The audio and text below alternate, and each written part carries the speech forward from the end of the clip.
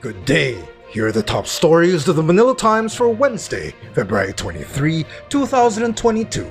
Brought to you by Wilcon Depot, the country's leading home improvement and construction supplies retailer. Shop conveniently 24/7 with Wilcon online store. Just go to shop.wilcon.com.ph. The page 1 banner headline reads, Omicron crisis over, says DoH.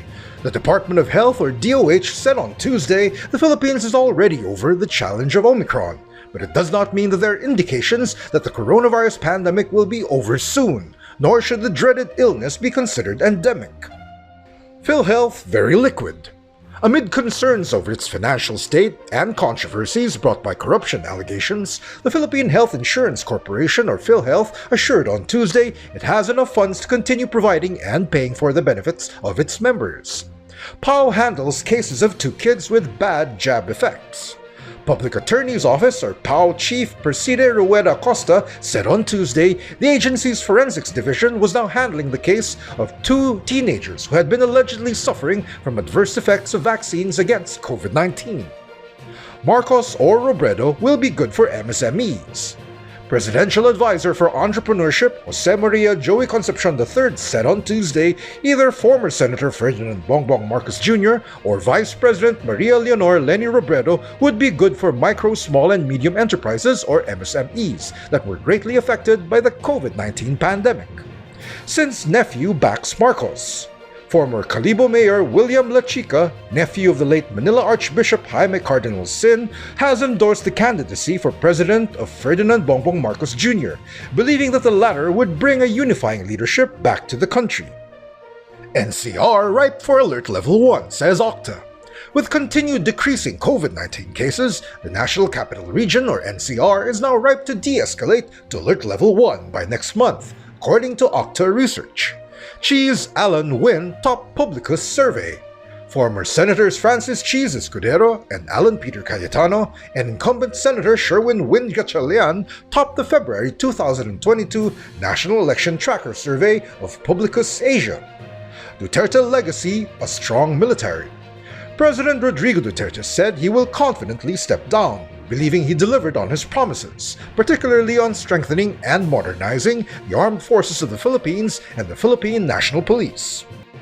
In regional news, task group formed to probe helicopter crash. The Philippine National Police has formed a special investigative task group that will look into the ill-fated Airbus H-125 single-engine light utility helicopter that crashed in the vicinity of Barangay Pandan in Real, Quezon on Monday morning, resulting in the death of a patrolman and injury of 2 police officers. In world news, riots over jab rules erupt anew in NZ. Police with riot shields clash with anti-vaccine demonstrators outside New Zealand's parliament early Tuesday, with one protester unsuccessfully attempting to drive a car into a group of officers. Invasion starts, and Putin recognizes separatists. Russia said on Monday, Tuesday in Manila, that its forces destroyed 2 Ukrainian combat vehicles that violated the Russian state border. In business, PSEI is seen hitting up to 8,200 by year-end. Brokerage firm Philstocks Financial Incorporated said it would remain cautiously optimistic on the local bourse this year, as it projects the main index hitting 7,600 to 8,200 by year-end. And in sports, Sasso says, I will always be proud of my Filipino roots. In November 2021, 20-year-old Filipino-Japanese golf superstar Yuka Sasso decided to become a Japanese citizen, in compliance with Japan's law that individuals with dual citizenship must choose one nationality before turning 22. Rigoberto Tiglao and Father Emilio Aquino are the featured columnists on the front page of the Times. Tiglao reveals the Sampaguita oil field, the reason why the Indonesian Salem is dead set on Malampaya.